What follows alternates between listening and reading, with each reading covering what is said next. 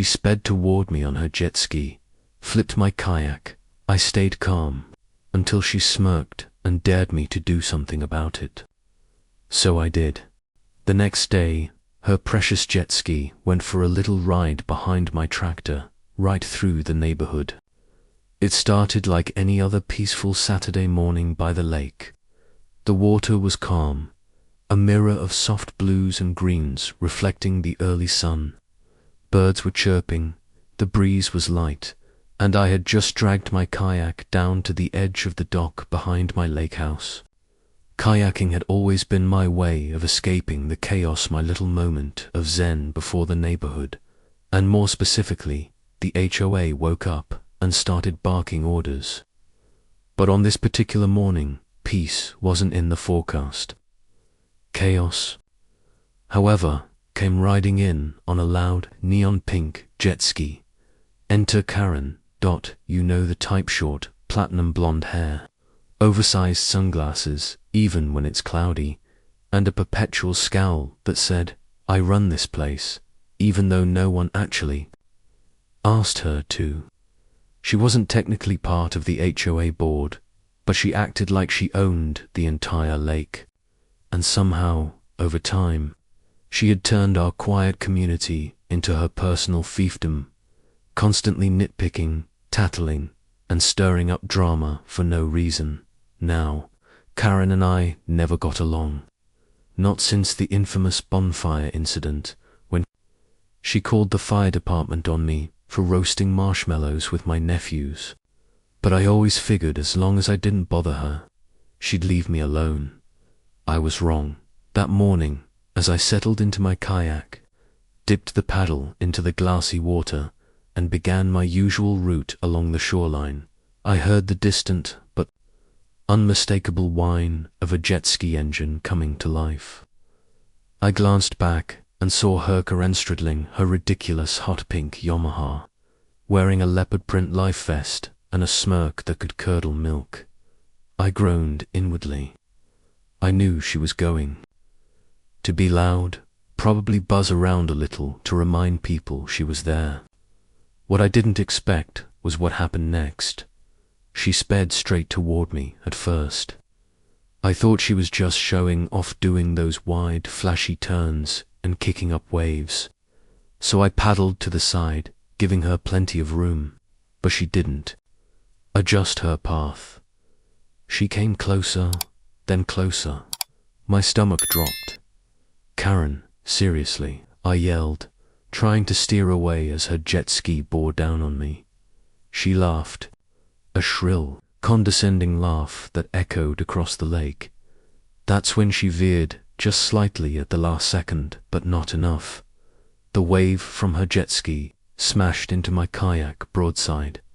I tried to brace myself, but it was too late. The kayak flipped, sending me crashing into the cold water. As I surfaced, coughing and sputtering, I saw my kayak bobbing half submerged. Its side cracked open from the force of the impact. Karen had turned around and was circling me, the engine of her jet ski idling. She took off her sunglasses dramatically and said with a smirk, "Oops. Guess you should have watched where you were going." I stared at her in disbelief. "You did that on purpose." "Oh please," she scoffed. "You can't prove anything. Maybe try getting a real boat next time. Or just stay off my lake." Her lake. I was still treading water, my kayak slowly sinking behind me, and she had the audacity to laugh. Not a nervous laugh, not an apologetic laugh, a cruel, taunting laugh that made my blood boil. Then she sped off, kicking up another wave in her wake like it was nothing. Eventually, I swam back to shore, dragging what was left of my busted kayak with me. My neighbors had seen the whole thing. A few offered to help. One of them even caught a bit of it on video. I was soaked, furious, and humiliated, but not defeated. See, that kayak wasn't just a piece of plastic. It was something I had bought. After my father passed away, a gift to myself to find peace again. Karen didn't just break a toy. She cracked open a wound, and then laughed about it. I tried reporting it to the HOA. They told me it was a personal dispute and that I could settle it privately. I called the sheriff's office, but without clear evidence that she deliberately hit me. It was just a boating accident. That's when I knew if I wanted justice, I had to get a little creative. And I remembered something. Behind my house, tucked away in the barn my grandfather built years ago, sat an old but powerful green John Deere tractor. It still ran like a beast.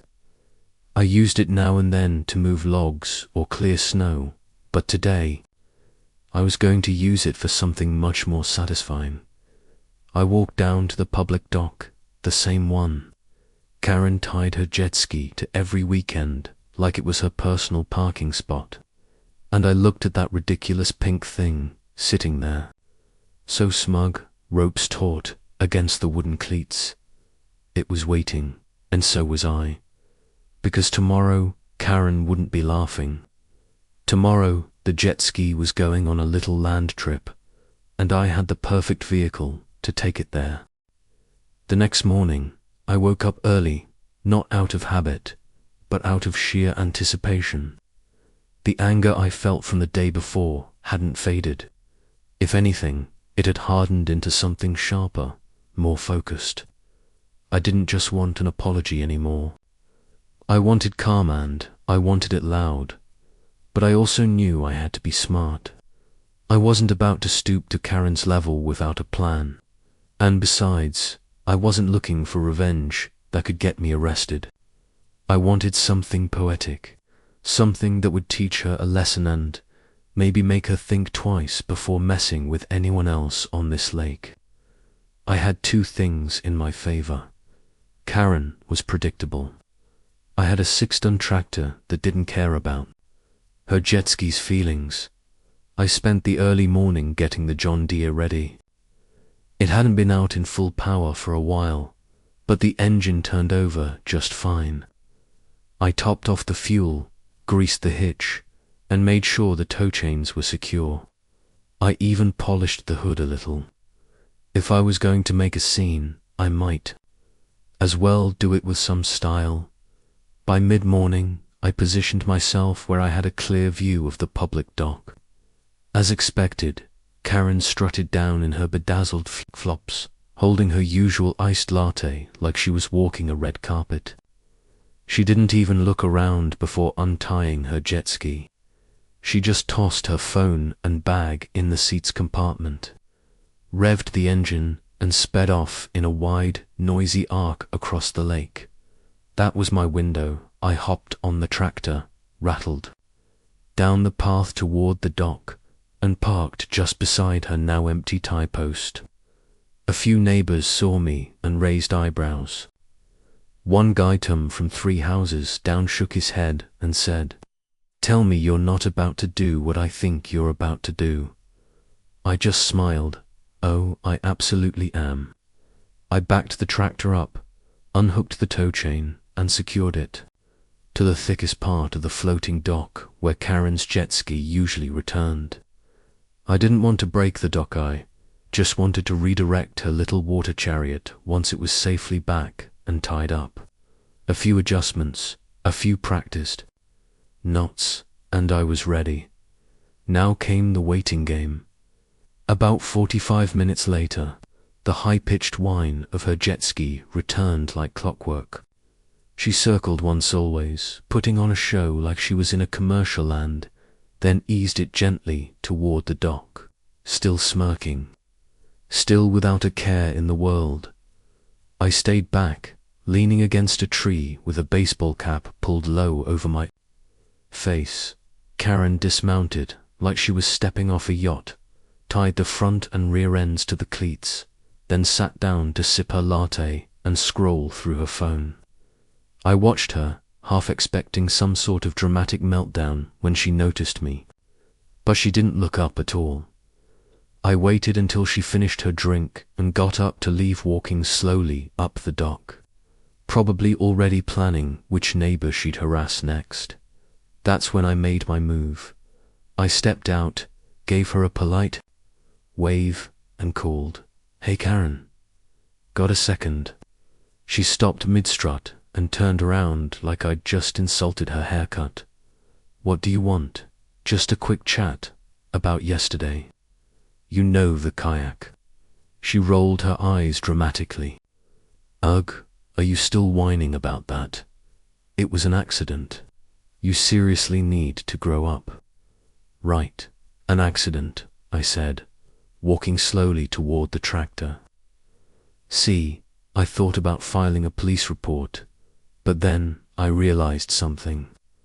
"Oh, yeah," she said, folding her arms. "Yeah, I realized you don't learn lessons the easy way." Karen laughed. "Please, what are you gonna do? Sue me?" "Good luck.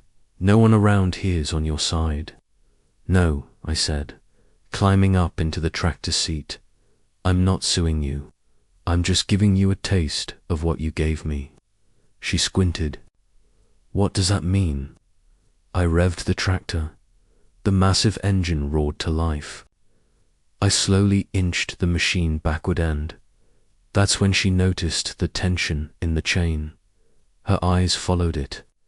It stretched from the tractor to the dock, and finally to the back of her jet ski. Her jaw dropped. "Hey, what the hell do you think you're doing?" She bolted back toward the dock, but it was too late. With a grinding tug, the chain went taut, and the jet ski lurched forward, climbing up slightly onto the edge of the dock as the tractor began to pull. The thing screeched and scraped, wobbling as the dock creaked beneath it. I kept it slow, not trying to wreck anything. "Just move it, Dot." Karen was yelling the whole time. "Stop, that's my property. I'll call the cops." "You mean like how you accidentally wrecked my kayak?" I shouted over the engine. "Consider this community service. One good tow deserves another."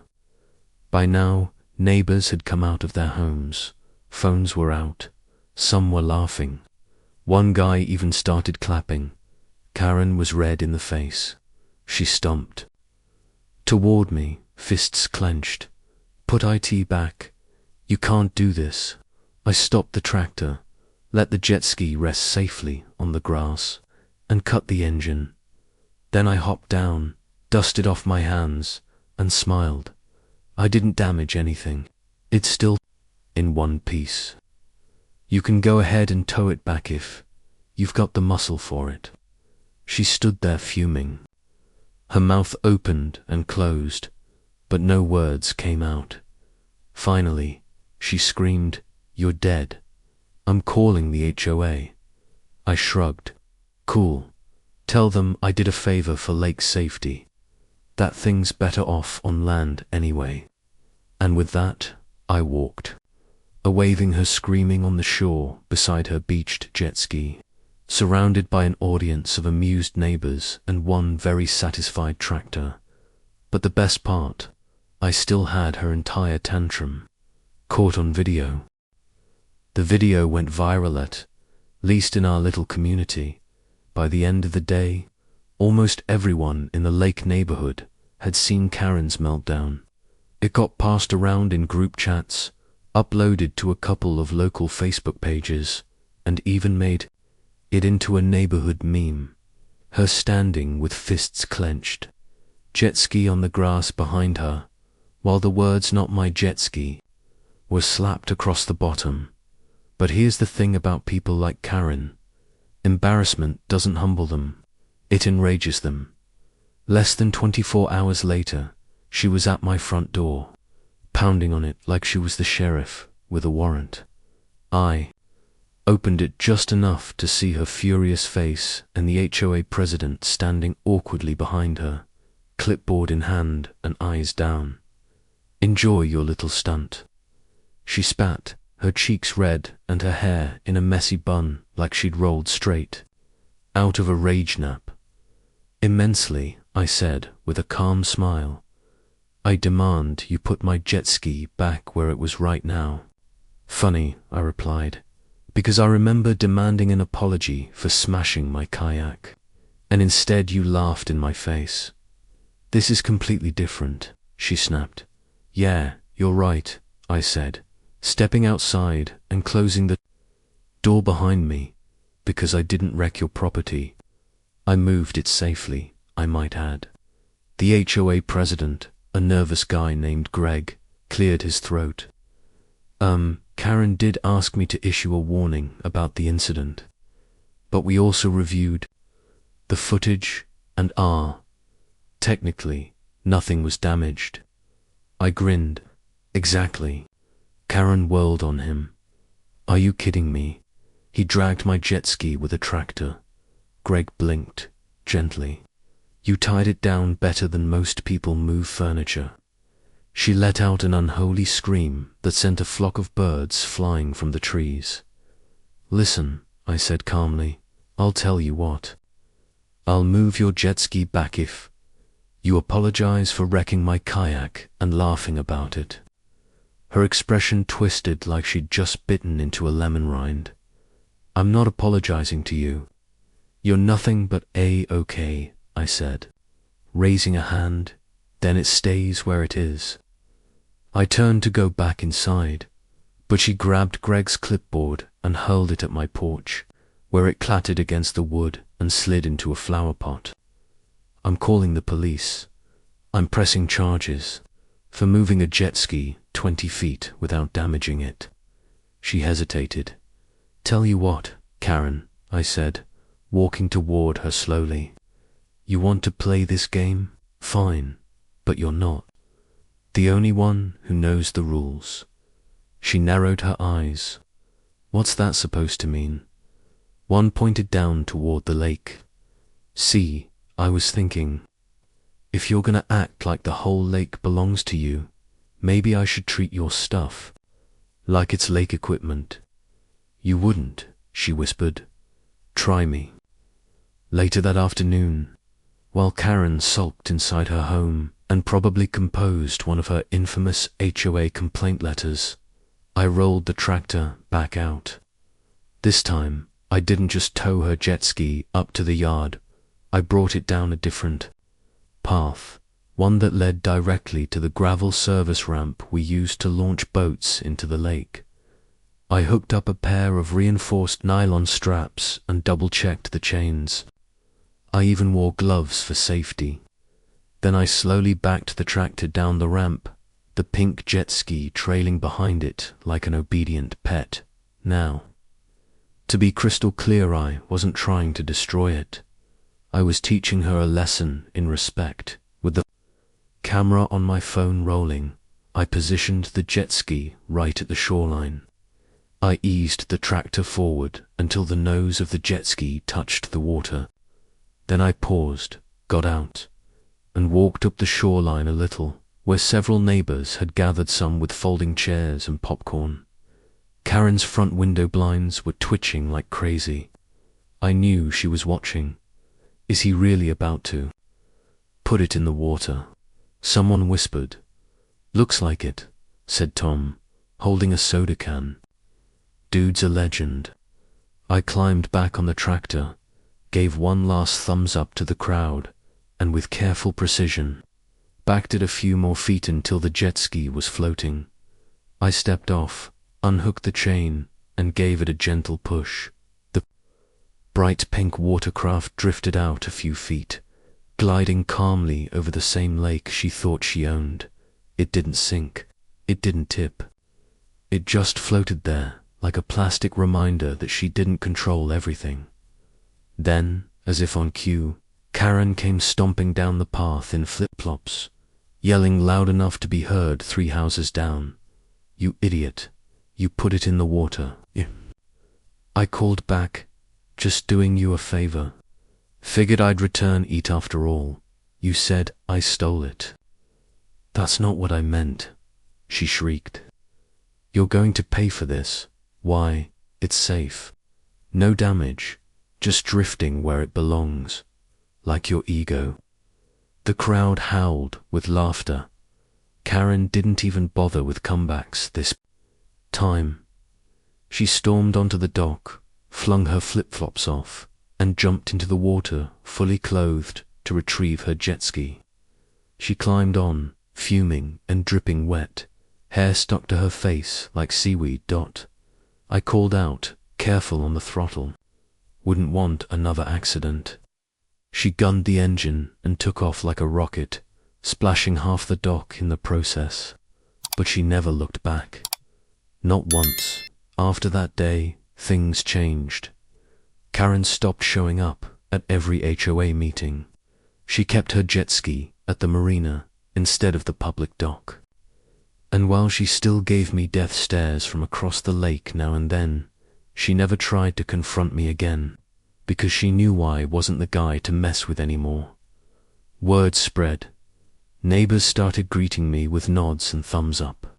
Some even asked if I could talk to their difficult neighbors. But more importantly, that busted kayak got replaced. Not with a new one, but with something better. Peace and quiet. Because when Karen finally realized that she wasn't the queen of the lake, she stopped trying to ruin it for everyone else. And all it took was a tractor, a tow chain, and a little lake justice.